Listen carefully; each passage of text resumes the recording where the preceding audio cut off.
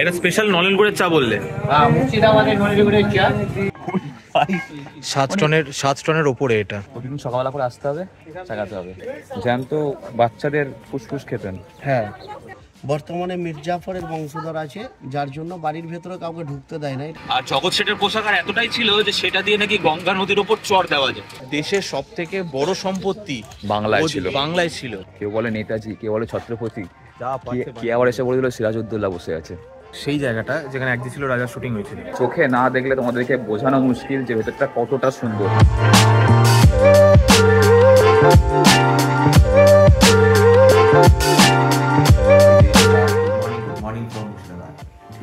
Welcome black হয়ে গেছিল। এটা ঠিক বলেছি? হ্যাঁ, এটা ঠিক আছে। তো ঘড়িতে বাজে এখন 8:05 হয়ে গেছি পুরোপুরি রেডি। আজকে ড্রেস আপ খানিকটা এরকম, কারণ এখানে বেশ ঠান্ডা। কলকাতার চেয়ে মুর্শিদাবাদে ঠান্ডা একটু বেশিই হয়। Hey everyone, back to my channel Jordan life with SR. Good morning from Murshidabad. আজ এখান থেকে যাবো চাষবাসের সমস্ত যে সাইট সিনগুলো আছে সেগুলো ঘুরবো।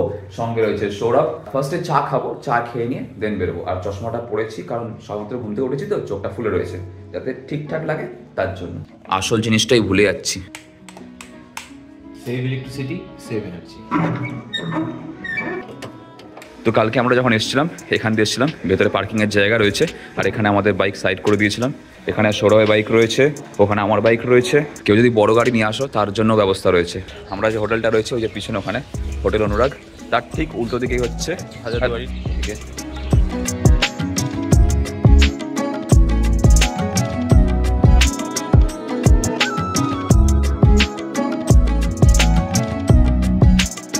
তো এই হচ্ছে আমাদের সকালের বিস্কুট, আর এই হচ্ছে চা। চিয়ার্স ভাই। এটা মানতে হবে, কাল থেকে আমরা দেখছি চায়ের টেস্ট দারুণ ভাই।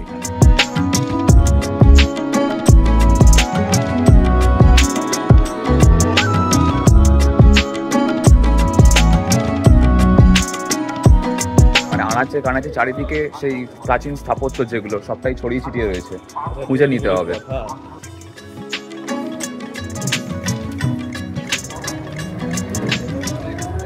দাদা, তোমার নামটা একটু বলে দাও। সুকুমার মন্ডল।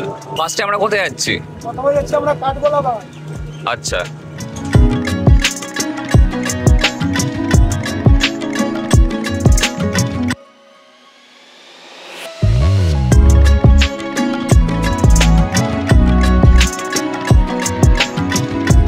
আমরা এই জায়গাটা দাঁড়িয়েছি ওই যেখানে গাছের ফাঁক দিয়ে রোদটা আসছে, ওটা নিয়ে একটা ছোট্ট বিরল নেওয়ার জন্য।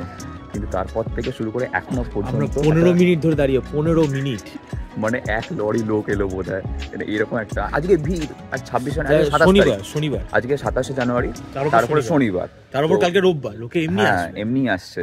তো ঠিক আছে, চলো আমরা বিরল টিরল শুট করি, সেগুলো তোমরা এনজয় করো। তারপর গিয়ে ভেতরে দেখি কি আছে না আছে, কি দেখা যায়।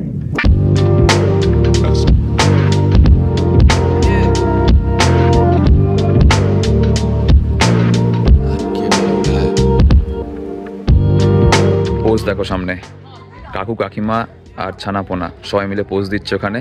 কেউ বলে মহারাজা, কেউ বলে নেতাজি, যে যা পাচ্ছে বানিয়ে দিয়ে যাচ্ছে। কেউ বলে নেতাজি, কেউ বলে ছত্রপতি, কেউ বলে রাজা, কেউ বলে রাজা, কেউ বলে উজির, কে আবার এসে বলে দিল সিরাজউদ্দৌলা বসে আছে। তো সৌরভ গেছে এখানে টিকিট কাটতে, 30 টাকা পার হেড, কাঠগোলা বাগানের টিকিট। সেই জায়গাটা যেখানে একদিন ছিল রাজার শুটিং হয়েছিল। আচ্ছা, তো এখানে যে জিনিসগুলো রয়েছে দেখার মতন সেটা হচ্ছে কাঠগোলা বাগান, প্যালেস মিউজিয়াম, সুড়ঙ্গ পথ, প্যালেস পুকুর, নাচমহল, পরশনাথ জৈন মন্দির ইত্যাদি ইত্যাদি। আগে আমরা এটা দেখতে, মানে বিয়ে যখন হচ্ছিল, গায়ে হলুদ যেটা হচ্ছিল, সেটা ঠিক মেয়েরা ঠিক এখানে বসেছিল, আর ওইখানে ওই যে এক জল রয়েছে, ওই জল গায়ে দেওয়া হচ্ছিল। ওখানটা জল এখনো জমে রয়েছে।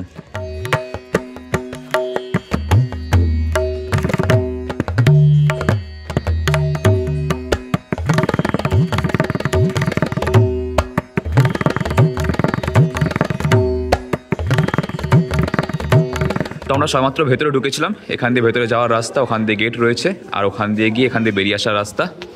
ভেতরে ভিডিও করতে দেয় না, কিন্তু ভেতরে যা যা জিনিস আমরা দেখলাম, মানে চোখে না দেখলে তোমাদেরকে বোঝানো মুশকিল যে ভেতরটা কতটা সুন্দর।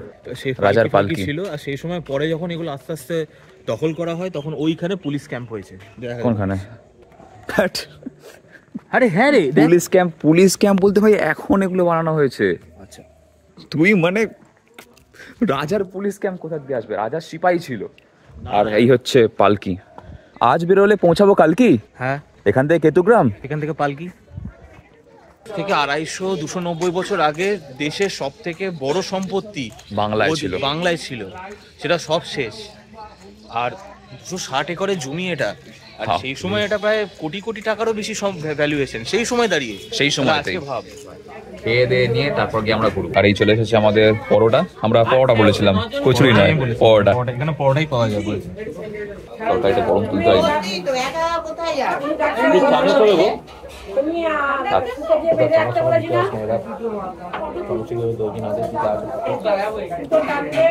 এখানে চায়ের একটা স্পেশালিটি হচ্ছে চায়েতে চিনি দেয় না, গুড় দিয়ে তৈরি চা। এই হচ্ছে সেই গুড়, এটা স্পেশাল নলেন গুড়ের চা বললে। হ্যাঁ, মুর্শিদাবাদের নলেন গুড়ের চা এটাই চলে এরপর কোথায় দাদা? এরপর এখানে আমি যেখানে যাচ্ছি সেই জায়গাটা হচ্ছে জগৎ শেঠের বাড়ি, আমাদের দাদা বললো। তো অ্যাকচুয়ালি জগৎ শেঠ সেই সময় দাঁড়িয়ে ইন্ডিয়াস নাম্বার 1 কারেন্সি কনভার্টার ছিলেন, মানে ট্যাক্সাল ছিল তার। আর জগৎ শেঠের পোশাক এতটাই ছিল যে সেটা দিয়ে নাকি গঙ্গা নদীর ওপর চর দেওয়া যায়। ওই সেই সময় দাঁড়িয়ে যে ইংরেজরা তো অনেক পরে এসেছিলেন, তার আগে আসতেন ইহুদিরা, পর্তুগিজরা ছিল, সমস্ত টাকা উনি কনভার্ট করে দিতেন, যার জন্যই নাম জগৎ শেঠ। এই যে ছোটবেলায় আমরা বাংলায় পড়তাম না নামকরণের সার্থকতা, জগৎ শেঠের নামকরণ সার্থকতা একদম ঠিকই, মানে প্রচুর উনার ধন সম্পত্তি। তো এই যে দেখতে পাচ্ছ আমাদের সামনে, এটা হচ্ছে জগৎ শেঠের বাড়ি। এখানে ঢুকতে গিয়ে আমাদের টিকিট লাগলো 30 টাকা করে। এবার টিকিটটা দেখিয়ে দে। হ্যাঁ, এর মধ্যেই সবটা ইনক্লুডেড রয়েছে। ভেতরে ভিডিও অ্যালাউ করে না, তো সেই জন্য ভেতরে কোনো ভিডিও করতে পারিনি, ইভেন ছবিও অ্যালাউ করে না। এবার আমরা এখান থেকে যাচ্ছি কোথায় ভাই? নসিপুর রাজবাড়ি। ওটা একটা নাকি, ওটা পুরো নাকি হাজারদুয়ারির মতোই পুরো দেখতে। আচ্ছা, তৈরি করা হয়েছিল এই রাজা দেবী সিংহের বাড়ি। আচ্ছা, আমার এখানে একটা প্রশ্ন আছে। বেশিরভাগই যাদের বাড়ি দেখলাম, জগৎ শেঠ, ওই ব্যবসাদারের বাড়ি, এই নসিপুর রাজবাড়ি, হাজারদুয়ারি, সবার ওপরে এইরকম সিংহ করা। এবার ব্রিটিশ পিরিয়ডে যেসব বাড়িগুলো তৈরি হয়েছিল, হ্যাঁ, আমাদের ইন্ডিয়ান স্তম্ভ হচ্ছে অশোক স্তম্ভ, হ্যাঁ, ওটা হচ্ছে ব্রিটিশ, যে সাইডে দুই সাইডে সিংহদের ত্রিভুজের আকৃতিতে মিডিলের স্তম্ভটা দেওয়া আছে, যেটাকে ব্রিটিশ আমলে যেসব বিল্ডিং, ওই জন্য ভিক্টোরিয়ার ইয়েটা মুকুটটা দেওয়া। প্রত্যেকটা ব্রিটিশ পিরিয়ডে যেসব বিল্ডিং গুলো আছে সবকে দেখবে এরকম ত্রিভুজ দিয়ে মিডিলে মানে সিংহ স্তম্ভ দেওয়া আছে। ইভেন ওই ইউনিয়ন জ্যাক যে ফ্ল্যাগটা ছিল ব্রিটিশদের, সেখানে ওই একই সিম্বল দেওয়া ছিল। এটা ওটা সিম্বল, এটা মানে পরে সিম্বল চেঞ্জ করা হয় না। না, টিকিট কাউন্টার ওই যে।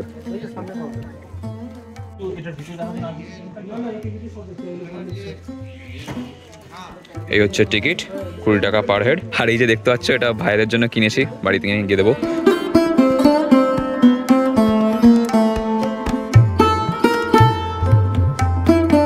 রাজা দেবী সিংহের বাড়ি, এখান দিয়ে এন্ট্রি।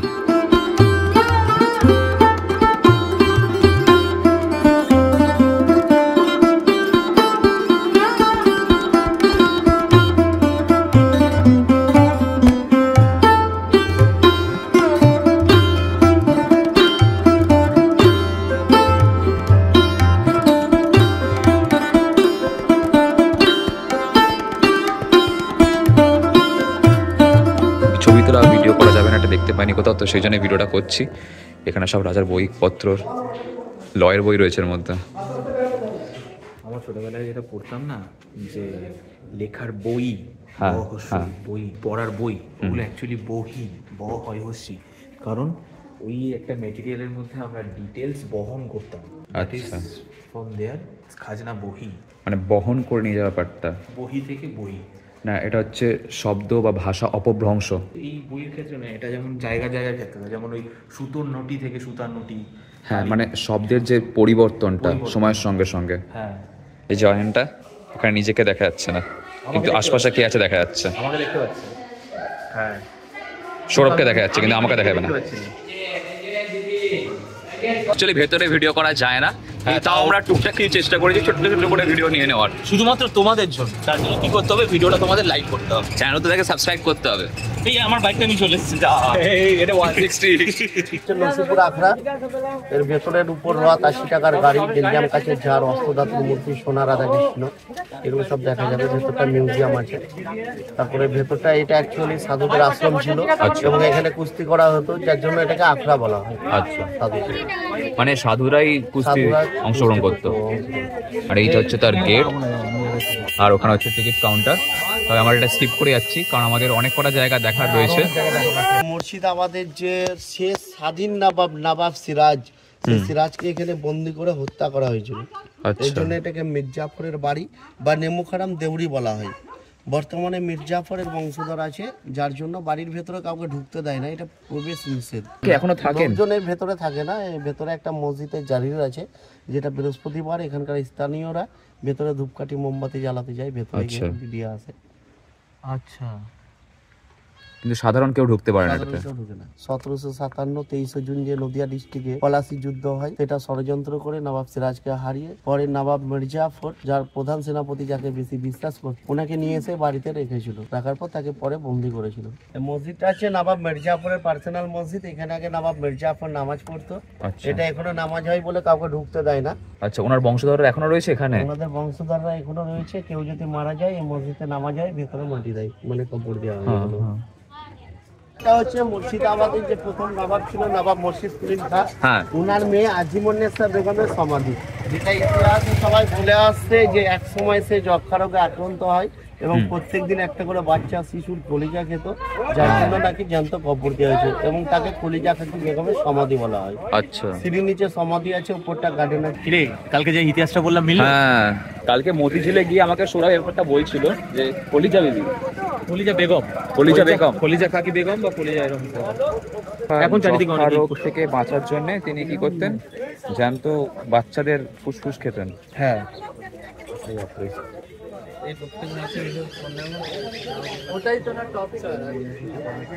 তোমরা চাইলে পজ করে নিয়ে পড়তে পারো। এখানে ঢুকতে কোনো টিকিট লাগে না। হ্যাঁ, এটা একটা ব্যাপার। আমরা এতক্ষণ যে কটাতে গেছিলাম সব কটাতে টিকিট ছিল 20 টাকা 30 টাকা, এবং বিভিন্ন জায়গায় বিভিন্ন রকমের টিকিট ছিল। আচ্ছা, এইখানে হচ্ছে কবর। হ্যাঁ, বাইরে বোর্ডে এরকম লেখা আছে যে উপর দিয়ে এরকম মানুষরা হেঁটে যাবে, মানে এটা প্রায়শ্চিত্ত। মানুষের তো মানে অন্যের পায়ের তলদেশে থাকলে ওনার প্রায়শ্চিত্ত। তো আমরা এখন রয়েছে হাজারদুয়ারির গ্রাউন্ডের ভেতরে, আর এই বাঁ দিকে এখানে হচ্ছে টিকিট কাউন্টার, 25 টাকা পার হেড। সৌরভ গেছে টিকিট কাটতে, এখানে স্ক্যান করেও টিকিট কাটা যায়। তো আমরা সবেমাত্র হাজারদুয়ারির ভেতরে যে মিউজিয়ামটা রয়েছে সেটা ঘুরে এলাম, এখন বাইরেটা দাঁড়িয়ে রয়েছি। বেশ ভিড় ছিল, আর কোনোরকম কোনো ফোন ক্যামেরা কিছু অ্যালাউ করে না। সবচেয়ে বেশি ইন্টারেস্টিং লাগলো সেটা হচ্ছে ওখানকার ভেতরে যে পেন্টিং গুলো, ক্যানভাস বিশাল বড় বড়, বিশাল সাইজে, মানে এখনকার 2 BHK সাইজের, মানে এক্স্যাক্টলি ভেতরে একটা মানে ডাইনিং টেবিল রেখে সেখানে খাট আলমারি ধরে যাবে, এতটা বড় পেন্টিং এর যে সাইজ গুলো, স্ট্রাকচার গুলো। এদিকে এমবারাটা শুধুমাত্র মহরমের দিনে খোলে, মহরমের দিনে যদি কেউ আসে তাহলে সেটা একটু দেখা যায়, এছাড়া টুরিস্টদেরকে অ্যালাউ করে না, সারা বছর ওটা বন্ধই থাকে। আমরা ভাবলাম যে হাজারদুয়ারি থেকে বেরিয়ে খাওয়া দাওয়াটাকে সেরে নিই, খাওয়া দাওয়া করে নিই আমরা যাবো হচ্ছে আমাদের হোটেলে গিয়ে স্নান টান করে ফ্রেশ হয়ে তারপর আবার বাকি যে সমস্ত জায়গাগুলো রয়েছে সেগুলো ঘুরবো। তারপর কোথায় যাবো আমরা? কাটরা মসজিদ আর কিছু জায়গা রয়েছে সেগুলো খাওয়া দাওয়া করে নিই, তারপর তোমাদেরকে বলবো কোথায় যাচ্ছি না যাচ্ছি সবটা তোমাদের সঙ্গে শেয়ার করবো। তো দেখতে থাকো। তো এখানে চলে এসেছে আজকে আমাদের লাঞ্চ। আমি নিয়েছি হচ্ছে ভেজ থালি, আর সৌরভ নিয়েছে হচ্ছে চিকেন থালি। স্নান করে ড্রেস চেঞ্জ করে আবার রেডি হয়ে গেছি। তো আমরা এখন এসেছি জাহান কোষা কামানের ঠিক সামনেটাতে, আর এই যে হচ্ছে কামানটা, এখানে তোমরা দেখতেই পাচ্ছ এর হিস্ট্রি যেভাবে সমস্ত কিছু লেখা রয়েছে। তোমরা চাইলে ভিডিও পজ করে নিয়ে পড়তে পারো। হিউজ ভাই, 7 টনের উপরে এটা। এরকম ভাবে চাকানো যাবে, কিন্তু চাকাতে চাই প্রতিদিন সকালবেলা করে আসতে হবে, চাকাতে হবে, বডি হয়ে যাবে। দেখা যাচ্ছে কিছু অনেকটা অবধি গেছে কিন্তু ভরিয়ে দিয়েছে। তুই ঢুকেছ, আমি ওখান দিয়ে সলতেতে আগুন লাগিয়ে দিচ্ছি, ফায়ার করে দিচ্ছি সোজা এখান থেকে নিউ টাউন।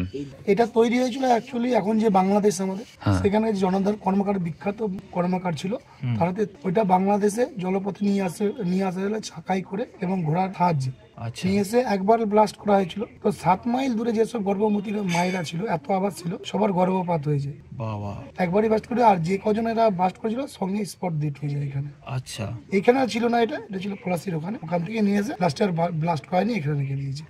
এটা জাহান কোষা কামান বলে। আচ্ছা, মানে যারা কামানটা চালিয়েছিল তারা মারা যায় সঙ্গে স্পট ওখানে। আর গর্ভবতী মায়েরাও 7 মাইল দূরে গর্ভবতী মায়েরাও মারা গিয়েছিল, মারা যায়নি, তো গর্ভপাত হয়ে গিয়েছিল।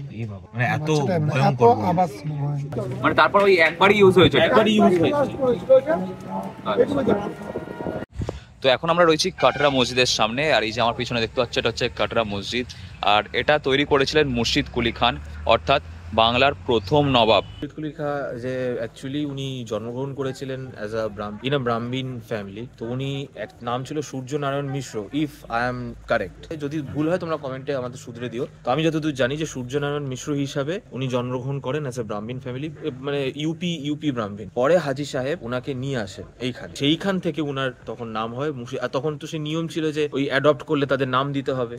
যেমন সিরাজদৌল্লার অ্যাকচুয়াল নাম কিন্তু অনেক বড়, সেটা আমার ভুলেও গেছে, এখন তুতলে যাবো। তো এই যাই হোক, সেটা আমরা স্ক্রিনেতে অ্যাড করে দিয়েছি, দেখতে পাচ্ছ তোমরা। হ্যাঁ, তো সেইখান থেকেই মুর্শিদ কুলি খান নাম হয়। আর মুর্শিদ কুলি খাঁ থেকেই মুর্শিদাবাদ, যেমন আলীবর্দী খায়ের নামে আলীনগর, যেটা এখন কলকাতা।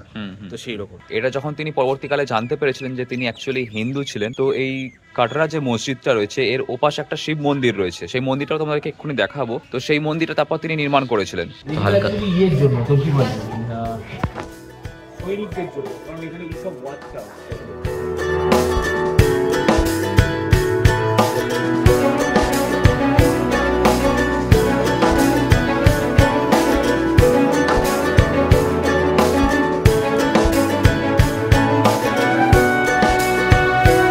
আমার মনে হয় এখানে আর একটা, দুটো, তিনটে, চারটে, টোটাল এই সব কটাতে গম্বুজ ছিল।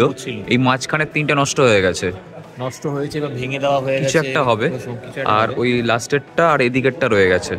মুর্শিদ কুলি খাঁয়ের নাম থেকে মুর্শিদাবাদ হয়েছে, এটা আমরা সবাই শুনেছি। তবে তার মৃত্যুর পর তার যে শেষ ইচ্ছা ছিল, জীবনে যদি কোনো পাপ করে থাকেন তার প্রায়শ্চিত্ত করার জন্য, সেটা হচ্ছে তার এই সমাধির সঙ্গে জড়িত। সমাধিটাকে এমন জায়গায় প্রতিস্থাপন করা হোক যাতে তার উপর দিয়ে মানুষ চলাচল করবে, তাদের পায়ের ধুলোগুলো নিচে এসে পড়বে। তার জন্য এই যে সমাধিটা পেছনে রয়েছে, এখানে প্রথমে কি ছিল, ওপরটাতে নেট দেওয়া ছিল, যার উপর দিয়ে মানুষজন যাওয়া আসা করতো। আমরা এই ওপর থেকে যখন বেরোলাম তখন ওখান দিয়ে বেরিয়েছি এর ওপরটা। তো পরবর্তীকালে সরকার থেকে এখানটাকে ঢালাই করে দেওয়া হয়েছে, রক্ষণাবেক্ষণ যাতে ঠিকঠাকভাবে হতে পারে তার জন্য, কারণ নেটটা না হলে কি হবে, নষ্ট হয়ে যেতে পারে। নেটটা মেনটেনেন্স করাটা একটু চাপের ব্যাপার।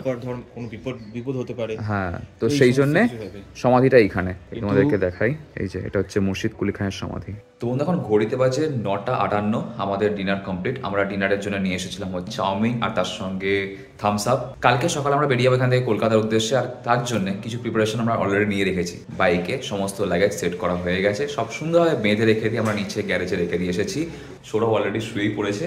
তো আজকের ভিডিওটা কেমন লাগলো অবশ্যই কমেন্টে জানিও, আর ভিডিও ভালো লাগে থাকলে মনে করে লাইক করে দিও, চ্যানেলটাকে সাবস্ক্রাইব করে দিও, পাশে বেল আইকনটা মনে করে বাজিয়ে দাও যাতে নেক্সট ব্লগ আসলে নোটিফিকেশন পেয়ে যাও। দেখা হচ্ছে খুব শীঘ্রই তোমাদের সঙ্গে নেক্সট ব্লগেতে। Till then stay safe, take care, চলো বাই। হাজারদুয়ারি এসে আমরা জাস্ট এই ভেতরে মিউজিয়ামটা ঘুরে এলাম। ভেতরে আরে অন্ধকার আসছে এদিকে, আমি পিছনে যাচ্ছি, তাও ভালো। এদিকে আয় না।